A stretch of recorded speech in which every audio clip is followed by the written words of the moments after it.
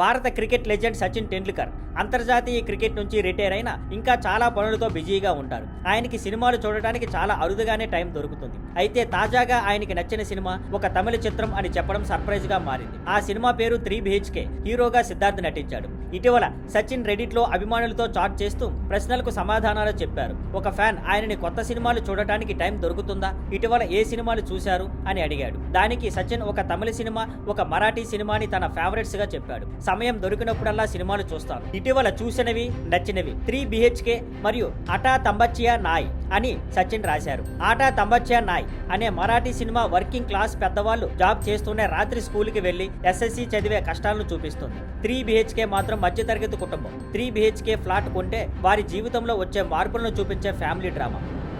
Thank you for watching. Please like, share and subscribe.